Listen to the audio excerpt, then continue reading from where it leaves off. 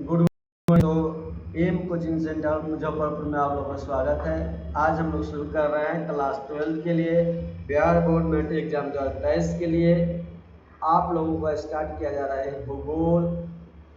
जिस विद्यार्थी को भूगोल में हम लोग थोड़ी बात कर लेंगे कितना मार्क्स के लिए, तो 80 प्लस मार्क्स चाहिए आपको भूगोल में। तो हम जिस तरह से आप लोगों को बोल रहे हैं उस तरह से पढ़ाई कीजिएगा तो आप लोगों को 80 प्लस मार्क्स आ जाएगा। इसके लिए भूगोल में हम लोग चर्चा करें तो भूगोल में हमें 100 नंबर का एग्ज़ाम होगा, जिसमें से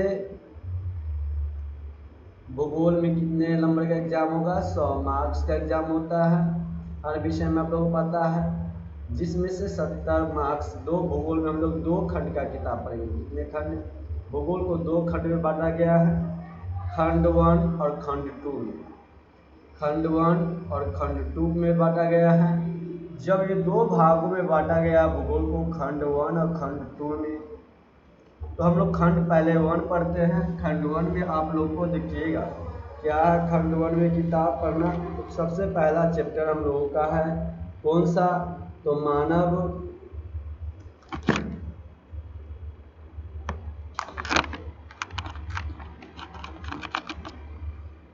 कौन सा है? मानव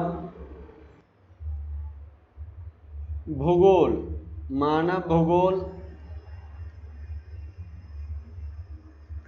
अर्थ, प्रकृति, अर्थ प्रकृति एवं विषय क्षेत्र इस चैप्टर को हम लोग आज जानेंगे। इस चैप्टर में पहला चैप्टर हम लोग को यही पढ़ना है। तो सबसे पहले हम लोग जानेंगे कि फर्स्ट चैप्टर में हम लोग को ये पढ़ना है भूगोल में। तो चलिए चर्चा करते हैं भूगोल में। जब ये चैप्टर को हम लोगों को पढ़ना है, तो जब हम लोग इस बात को जानते हुए चलते हैं कि क्या हो सकता है, कंडीशंस लगेगा, इस बात को ध्यान। तो मानव का भूगोल का अर्थ और प्रकृति के बारे में समझेंगे। तो भूगोल का जो शाब्दिक अर्थ होते हैं, भूगोल का शाब्दिक अर्थ क्या होता है? तो देखिए भूगोल का जो शाब्दिक अर्थ है आप लोगों को क्या होगा? शाब्दिक अर्थ क्या होता है? तो शाब्दिक अर्थ आप लोगों को भूगोल को जब पूछा बताया जाए तो आप लोगों का शाब्दिक अर्थ भूगोल का क्या होगा, इस बात को ध्यान रखिएगा। तो भूगोल का शाब्दिक अर्थ आप लोगों का क्या होता है? तो भूगोल का शाब्दिक अर्थ होता है प्रकृति का अध्ययन। किसका अध्ययन? प्रकृति का अध्ययन। प्रकृति का अध्ययन। भूगोल का शाब्दिक अर्थ क्या हुआ? प्रकृति का अध्ययन। तो प्रकृति का अध्ययन, जब प्रकृति के अध्ययन की चर्चा किया जा रहा है भूगोल में, किसका अध्ययन? प्रकृति का अध्ययन। तो समझिए, परंतु जितना हम सरल समझते हैं, आसान समझ रहे हैं, उतना आसान होता नहीं है। इस बात को आप लोग ध्यान रखिए। जितना आप इसे आसान समझ रहे हैं उसे इतना आसान होता नहीं है। क्या होता? उतना आसान नहीं है। जितना सरल दिख रहा आपको पृथ्वी का अध्ययन, उतना सरल नहीं है, आसान नहीं है। उतना ही इसका अध्ययन क्या होता है? क्लिष्ट होता है और जटिल होता है, भारी और जटिल होता है पृथ्वी का अध्ययन करना। किसका अध्ययन करना? यहाँ पर पृथ्वी कर लीजिएगा, पृथ्वी का अध्ययन होगा यहाँ पे, पृथ्वी का अध्ययन। तो क्योंकि अध्ययन की शाश्वत न होकर निरंतर परिवर्तनशील होता है, अध्ययन इसका शाश्वत न होकर क्या होते रहते हैं? परिवर्तनशील होते हैं। पृथ्वी का अर्थ केवल पृथ्वी नहीं होता। अब पृथ्वी जब चर्चा किया जा रहा है तो हम लोग ये नहीं समझेंगे पृथ्वी का अर्थ केवल पृथ्वी है। पृथ्वी का अर्थ क्या है? तो पृथ्वी का अर्थ की जब चर्चा किया जाए तो आप लोग समझिएगा कि पृथ्वी का अर्थ क्या होता है। तो पृथ्वी का अर्थ क्या है, इस बात को समझिएगा आप लोग। पृथ्वी का अर्थ क्या है? तो पृथ्वी का अर्थ केवल पृथ्वी ही नहीं, इसके चारों ओर। पृथ्वी का अर्थ केवल इस क्या हो जाता है? इसके पृथ्वी नहीं, इसके चारों ओर विस्तृत भूमंडल, विस्तृत वायुमंडल भी है।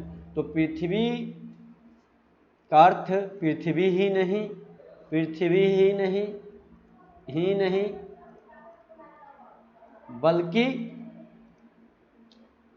उसके चारों ओर उसके चारों ओर विस्तृत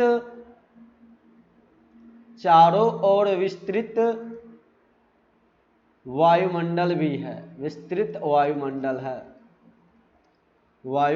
है। तो इस बात को आप लोग समझ जाइएगा कि पृथ्वी ही नहीं, उसके चारों विस्तृत क्या है, वायुमंडल है। अब चलिए, वायुमंडल है तो पृथ्वी का अर्थ समझ गए, पृथ्वी ही नहीं है उसका अर्थ, उसके चारों ओर विस्तृत वायुमंडल है। अब जिसे अलग करके नहीं देखा जा सकता, इसे हम अलग करके नहीं देख सकते हैं।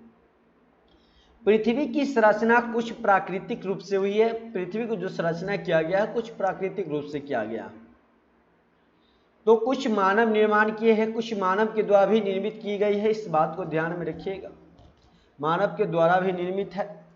कुछ क्या किया गया है आप लोगों को यहाँ पर हम लोग समझेंगे कुछ। तो पृथ्वी का वायुमंडल, अब इसकी बात हम लोग समझते हैं, इसे अलग करके नहीं देखा जा सकता। किसको, वायुमंडल को। पृथ्वी की संरचना क्या है, प्राकृतिक है। जो पृथ्वी की संरचना कैसी होती है, प्राकृतिक है। तो कुछ प्राकृतिक है तो कुछ मानव के द्वारा निर्माण किया गया है। दोनों का सम्यक रूप से अध्ययन करना आवश्यक है, दोनों का हमें सम्यक रूप से गहन अध्ययन करना क्या हो जाता है, आवश्यक है। यदि हम गहन अध्ययन नहीं करेंगे तो हमें क्या होगा, जानकारी इतना अधिक से गहन अध्ययन करना आवश्यक है। तो चलिए हम लोग समझते हैं, तार्किक रूप से भूगोल एक क्या होता है, भूगोल एक अविभाज्य, एक समेकित विषय है। भूगोल एक जो है क्या है, एक अविभाज्य समेकित विषय, परंतु इसका अध्ययन दो शाखा के रूप में किया जाता है। भूगोल को जब हम अध्ययन करेंगे तो कितने शाखा में, तो जब भूगोल की शाखा के अध्ययन की बात किया जाए, इसकी शाखा, तो दो भागों में इसका भूगोल का शाखा का अध्ययन किया जाएगा। कितने भागों में इसका शाखा का अध्ययन, दो भागों में अध्ययन किया जाएगा। दो भागों में अध्ययन किया जाएगा शाखा का। जब दो भागों में इसका अध्ययन किया जाएगा तो या तो पृथ्वी तल के विभिन्न भागों में किया जाएगा या अवयव के आधार पर अध्ययन करने से दो दृष्टिकोण हैं। जिसे भौतिक भूगोल, जिसे भूगोल के अंतर्गत जलवायु, और देखिए एक कौन सा भूगोल हम लोग को हो जाएगा, भौतिक भूगोल। दो शाखा बताया गया आप लोगों को, तो एक भौतिक भूगोल हम लोग जानेंगे, भौतिक भूगोल। एक मानव भूगोल के बारे में जानेंगे, कौन सा भूगोल, मानव भूगोल। तो समझ गए कि मानव भूगोल के दो शाखा हो गया, एक शाखा आपका हो गया कैसा, भौतिक भूगोल हो गया, कैसा, भौतिक भूगोल। दूसरा शाखा आपका मानव भूगोल हो गया। तो दो भूगोल हुआ। जब दो भूगोल आपका हुआ तो यहां से चलते हैं हम लोग, इससे आगे समझते हैं इस बात को। दो भूगोल है। अब भौतिक भूगोल जिसके अंतर्गत जलवायु, अब आ गई बात की, तो भौतिक भूगोल में कौन कौन सा चीज आएगा, किसका अध्ययन हम भौतिक भूगोल में करेंगे। तो भौतिक भूगोल में हम लोग किसका अध्ययन करेंगे, इस बात को समझते हैं। तो भौतिक भूगोल में हम लोग किसका अध्ययन करेंगे, भौतिक भूगोल में। तो देखिए भौतिक भूगोल में किसका अध्ययन करेंगे, तो भौतिक भूगोल में हम लोग किसका अध्ययन करेंगे। तो भौतिक भूगोल में अध्ययन करने के लिए हम लोगों को जलवायु के बारे में पढ़ेंगे। किसके बारे में, जलवायु के बारे में। भौतिक भूगोल में किसके किसके बारे में, तो जलवायु के बारे में। जलवायु। अब इसके बाद देखिए भू संरचना के बारे में जानेंगे। किसके बारे में, भू संरचना के बारे में। भू संरचना के बाद देखिएगा किसके बारे में, भू आकृति के बारे में जानेंगे। किसके बारे में, भू आकृतियों के बारे में, भू आकृति के बारे में। इसके बाद हम लोग किसके बारे में पढ़ेंगे, तो मृदा के बारे में पढ़ेंगे। इसके बाद जीव इत्यादि, इसी सब के बारे में हम लोग पढ़ेंगे। किसमें, भौतिक भूगोल में, इस सब के बारे में। किस, तो भौतिक भूगोल में हम लोग किसके किसके बारे में पढ़ेंगे, जलवायु के बारे में, भू संरचना के बारे में, भू आकृति के बारे में, मृदा और जीव इत्यादि सबके बारे में हम लोग पढ़ेंगे। किसमें, भौतिक भूगोल में पढ़ेंगे। अब आइए मानव भूगोल। तो मानव भूगोल में हम लोग किसके बारे में पढ़ेंगे, इसके बारे में समझ लेते हैं। तो मानव भूगोल में हम लोग देखिए, मानव भूगोल में किसके बारे में हम लोग पढ़ेंगे, मानव भूगोल। तो मानव भूगोल में मानव भूगोल में हम लोग पढ़ेंगे का विषय, क्योंकि बहुत बड़ा अंश होता है। मानव भूगोल का विषय क्या हो जाता है? मानव भूगोल के अंतर्गत हम लोग किसके किसके बारे में जान लेते हैं। तो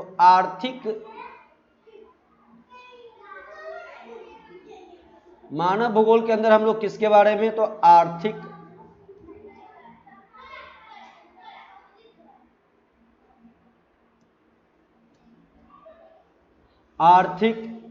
राजनीतिक,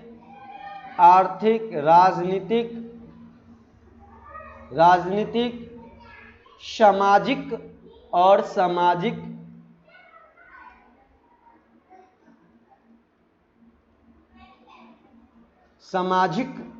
क्रियाकलाप आते हैं। इसमें कौन कौन सा मानव भूगोल में? आर्थिक, राजनीतिक और सामाजिक क्रियाकलाप आते हैं।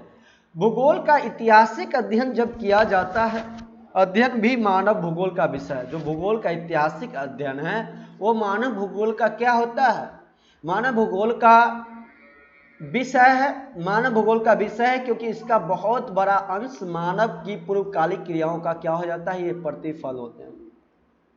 अर्थात मानव भूगोल का विषय मानव और प्रकृति के बीच क्या होते हैं? पारस्परिक क्रियाओं का प्रतिक्रिया है। मनुष्य भी जीव जंतुओं, वनस्पति, निर्जीव पदार्थ के समान ही प्रकृति का एक अंग है। मनुष्य भी जीव जंतुओं को, वनस्पति, निर्जीव, ये सब पदार्थ समान प्रकृति का क्या है? एक अंग हो गया। तो प्रकृति का अंग जब पूछा जाए तो मानव भी जीव जंतु जितने हैं, वनस्पतियां हैं, निर्जीव पदार्थ के समान, ये सब क्या हो जाते हैं? हमारे प्रकृति के अंग है। इन सभी का पोषण प्रकृति के द्वारा ही होता है। इस सभी का पोषण किसके द्वारा किया जाता है? तो प्रकृति के द्वारा किया जाता है। प्रकृति के द्वारा, इसलिए पृथ्वी को माता की संज्ञा दी गई है। इसलिए पृथ्वी को किसकी संज्ञा दी गई है? माता की संज्ञा दी गई है। पृथ्वी को किसकी संज्ञा दी गई है? माता की संज्ञा दी गई है। माता की संज्ञा दी गई है। तो आप लोग क्यों दी गई है? तो इसके लिए जब पूछा जाए कि आपसे कोई पूछे कि पृथ्वी को माता की संज्ञा क्यों दी गई, तो हम लोग बोलेंगे मनुष्य, जीव जंतु, वनस्पति, निर्जीव पदार्थ समान एक ही प्रकृति का अंग है। सभी प्रकृति का एक अंग है। इन सभी का पोषण प्रकृति के द्वारा ही होता है। किसके द्वारा? प्रकृति के द्वारा होता है। इसलिए पृथ्वी को माता का संज्ञा दी गई है। अब इसके बाद हम लोग चलते हैं। परंतु अपनी विलक्षण बुद्धि को वशीभूत कर मानव ने कभी प्रकृति के साथ सम्मेलन अवस्थापित किया, तो कभी संघर्ष भी किया मानव के साथ। जहां प्रकृति के साथ सम्मेलन और उसकी संस्कृति को भी क्या किया गया? विकास हुआ। वहीं प्रकृति के विरुद्ध संघर्ष से मानव का सभ्यता क्या हुआ है? विकास हुआ है। इस प्रकार मानव संस्कृति और मानव सभ्यता प्रकृति साथ मानव के सम्मेलन संघर्ष का इतिहास क्या है? चलिए इससे आगे हम लोग चलते हैं। प्राचीन काल से ही विश्व की सभी सभ्यता में विभिन्न क्षेत्रों में विकास किया गया। प्राचीन काल से ही देखा जाए तो विश्व के सभी सभ्यताओं में विभिन्न क्षेत्रों में विकास किया गया, परंतु यह बहुत विकास धीरे हुआ। ये विकास जो हुआ प्राचीन काल से विश्व के सभी सभ्यता में विभिन्न क्षेत्रों में विकास हुआ, परंतु यह विकास क्या बहुत धीरे हुआ था। पर्यावरण का यह कोई प्रतिकूल प्रभाव नहीं पड़ा। जो पर्यावरण था इसका प्रतिकूल इस पर प्रभाव नहीं पड़ता है।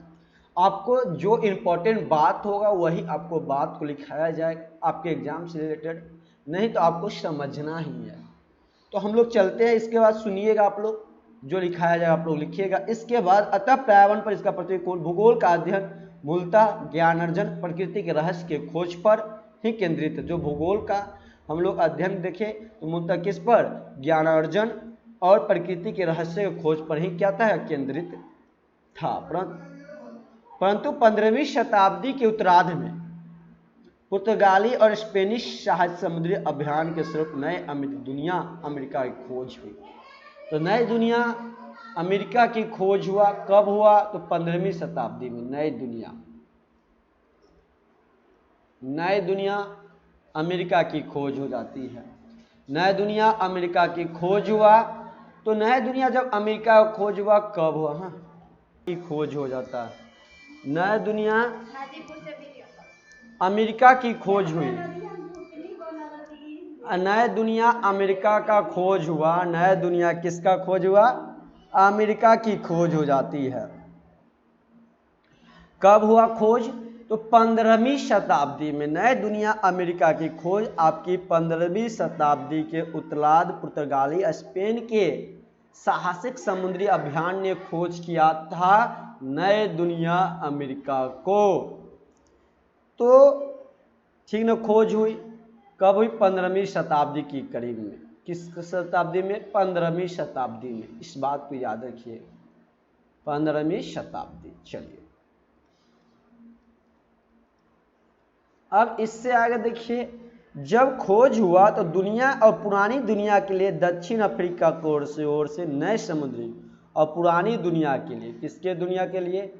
पुरानी दुनिया के लिए दक्षिण अफ्रीका की ओर से नए समुद्री मार्ग की खोज के बाद भूगोल के क्षेत्र में बहुत बड़ा बदलाव आ गया।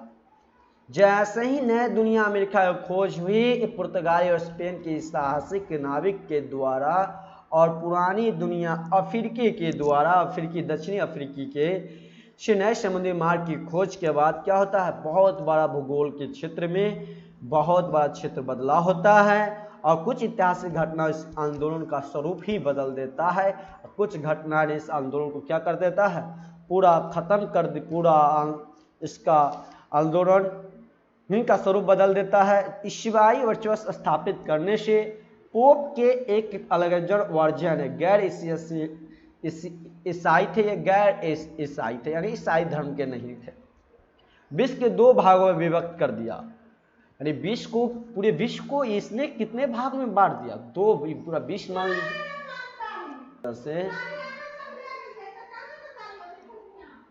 ईसाई वर्चस्व स्थापित करने के उद्देश्य से, ईसाई वर्चस्व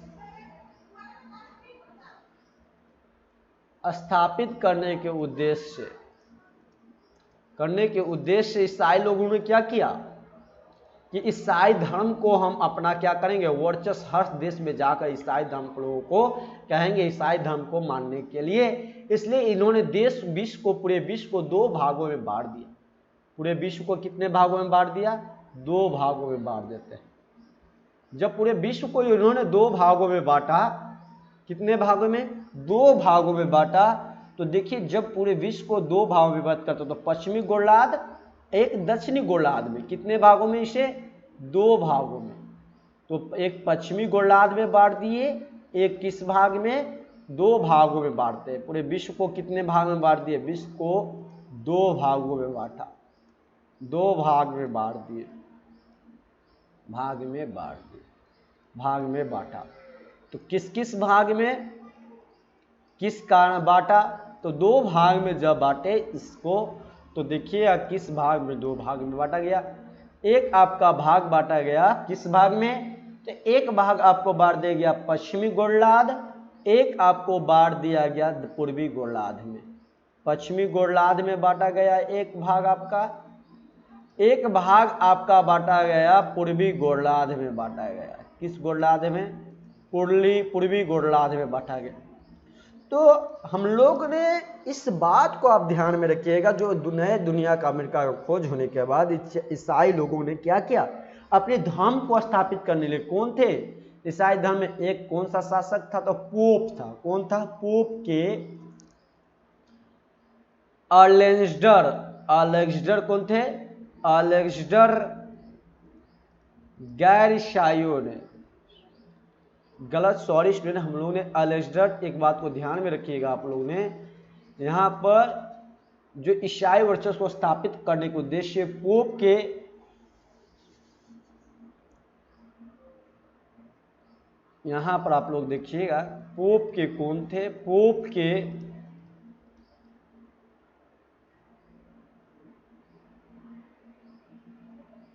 अलेक्जेंडर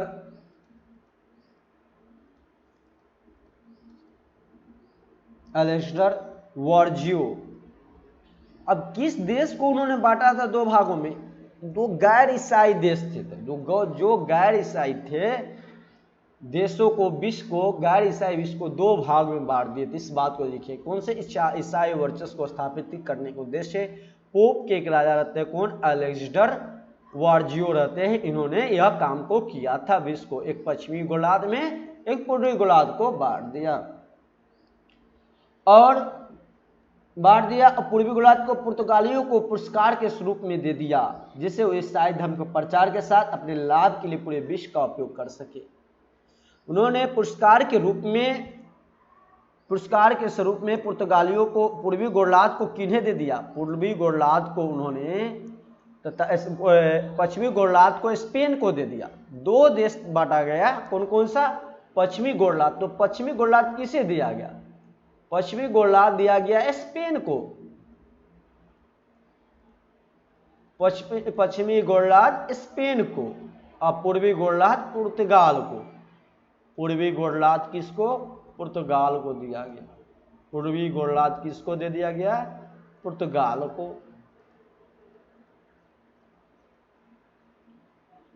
पूर्वी गोलार्ध पुर्तगाल को और पश्चिमी गोलार्ध स्पेन को दे दिया। इस बात को आप लोग समझिएगा। तो दिया गया पुरस्कार के स्वरूप में, इनाम के रूप में दिया गया था। इनाम के रूप में दे दिया गया, पुरस्कार के रूप में दे दिया गया। किसके साथ? ईसाई धर्म के प्रचार के साथ साथ। यानी आपको तो दे दिया गया, लेकिन आपको ईसाई धर्म को प्रचार करना होगा उसके साथ साथ। यदि ईसाई धर्म को प्रचार के साथ साथ अपने लाभ के लिए पूरे विश्व का उपयोग कर सके, और वो अपने लाभ के लिए जो भी करना करे, लेकिन ईसाई धर्म को आपको प्रचार करना होगा। अपने लाभ के लिए आप जो भी करें पूरे विश्व में, उससे उन्हें मतलब नहीं है। उन्हें आप क्या कर सकते हैं? ईसाई धर्म को प्रचार करना है। उत्साहित पुर्तगालियों ने एक हाथ में धर्म का प्रति उत्साहित होकर पुर्तगाली लोग ने क्या किए? एक हाथ में धर्म का प्रतीक क्रॉस और दूसरे हाथ में तलवार लेकर सर्वप्रथम भारत की धरती पर कदम रख दिए। अब आते हम लोग पुर्तगाल की चर्चा करते हैं। हम आपको एक एक पॉइंट को लेकर चलेंगे, एक एक चीज को लेकर थोड़ी बारीकी से चलेंगे, एकदम बेसिक से लेकर चलेंगे। जिस तरह से कुछ शुरू में आपको अच्छा नहीं लगेगा, पढ़ने वाला स्टूडेंट नहीं होंगे जो भाग जाएंगे, जो पढ़ने वाले होंगे वो जरूर रुकेंगे और पढ़कर ही जाएंगे। इस बात को ध्यान में रखिए। तो हम लोग समझते हैं यहाँ पे, तो पुर्तगाल देश है भाई। तो पुर्तगाल को तो मिल गया देश। कौन सा देश मिला पुर्तगाल को? किधर? पूर्वी गोलार्ध मिला पुर्तगाल को। जब मिला पुर्तगाल को पूर्वी गोलार्ध, तो इसके दो हाथ थे भाई। किसी भी मनुष्य को दो हाथ होते हैं। पुर्तगाल वाले के पास भी दो हाथ थे। एक हाथ में उसने क्या किया? एक हाथ, दो हाथ मान लीजिए। ये पुर्तगाल के कोई व्यक्ति है, इनके पास था दो हाथ। इस बात को समझिएगा।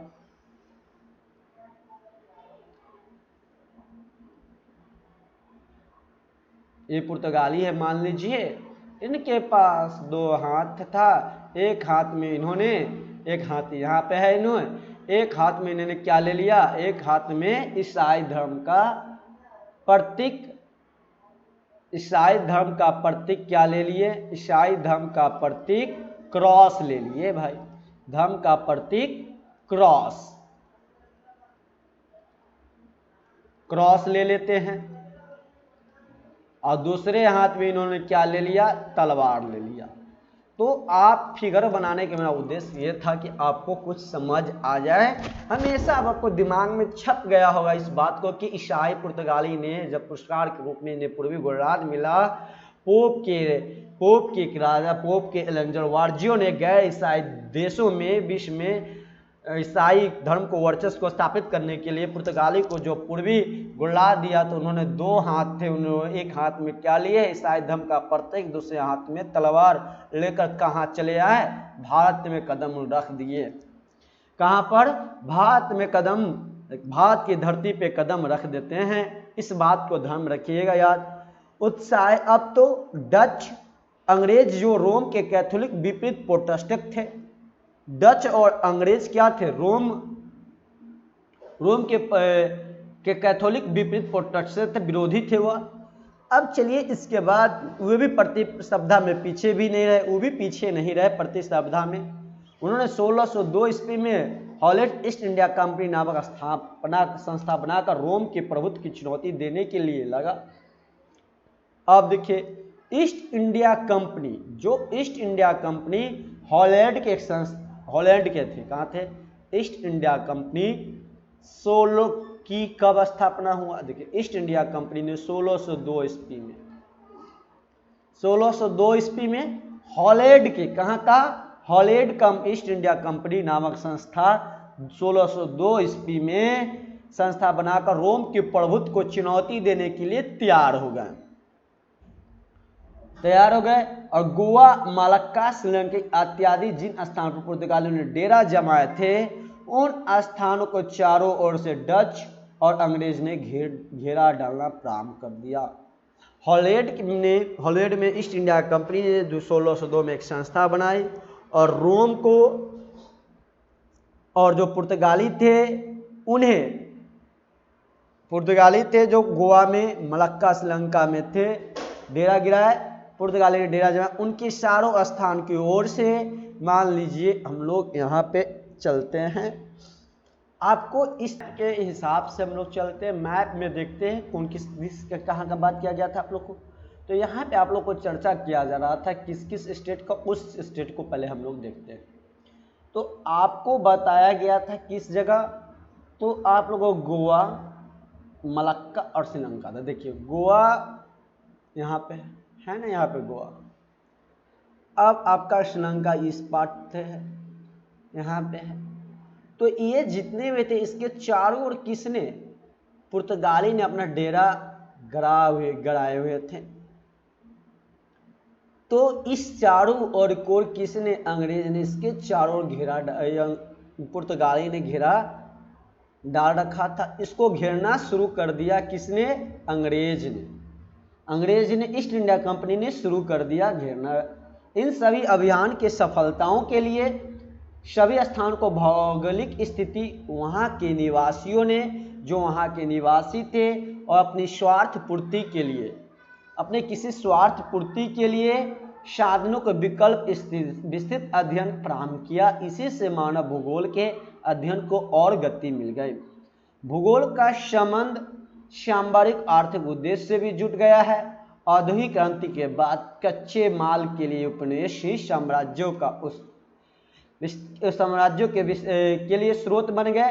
उत्पादों के बाजार में भी 15वीं शताब्दी से 18वीं शताब्दी तक एक काल के खोज के लिए काल के रूप में जाना जाता था। मानचित्र के निर्माण की विधियां, विभिन्न क्षेत्र के विविध संरचनाओं का क्या था, यह संग्रह, और वैज्ञानिक वर्गीकरण, विश्लेषण, विस्थापन इत्यादि के लिए कई क्षेत्रों में व्यापक विकास हुआ। वार्नेस इसने अपनी सामान्य भूगोल को 2 भागों में बांट दिया गया।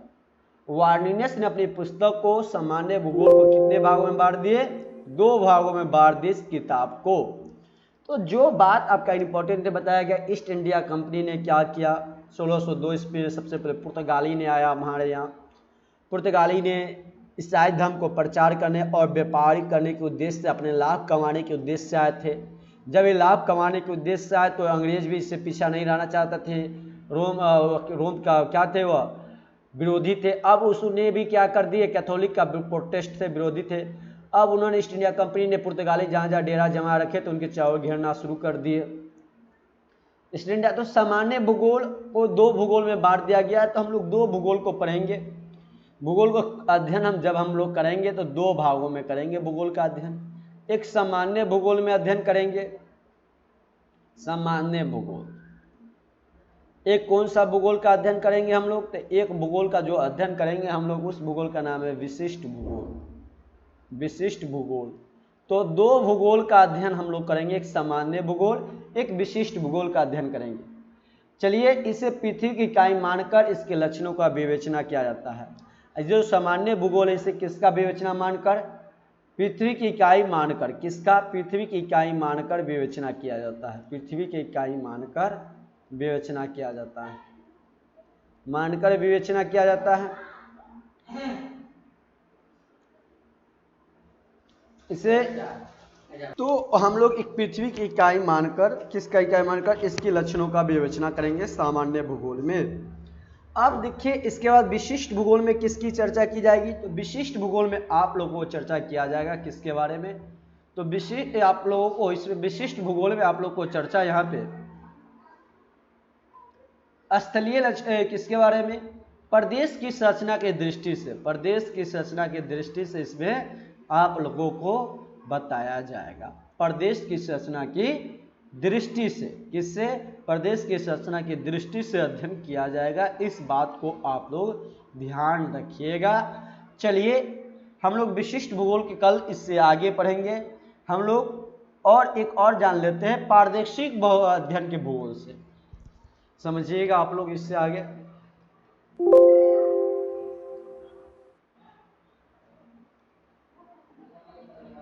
किसके अध्ययन से?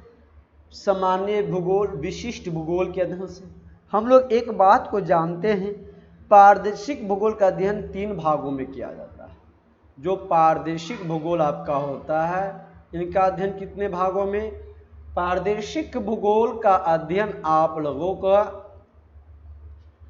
पारदर्शिक भूगोल का अध्ययन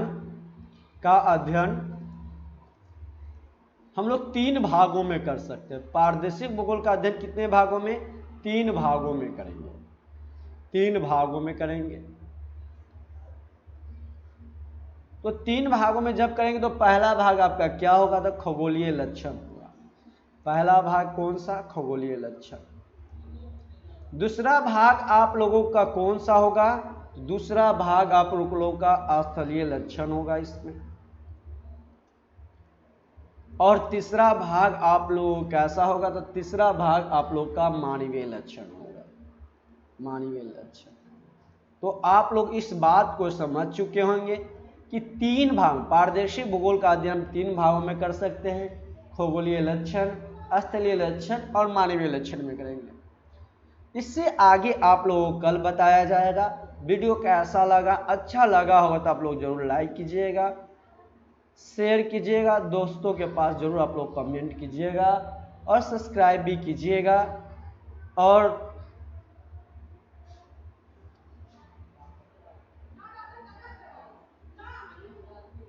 आज आप लोग इतना ही। अब कल से आप लोग ये वीडियो जो मिला है आज इसी समय पे दिन में आप लोगों को 12 बजे वीडियो भूगोल का मिलेगा। इस बात को ध्यान में रखिएगा। 12 बजे भूगोल का वीडियो, 12 बजे दिन में आप लोगों को रोज भूगोल का वीडियो मिलेगा। बहुत जल्द इतिहास शुरू होने जा रहा है आप लोगों का। हिंदी आज से स्टार्ट है आप लोगों का। और साइकोलॉजी भी स्टार्ट होने वाला है आप लोगों के लिए।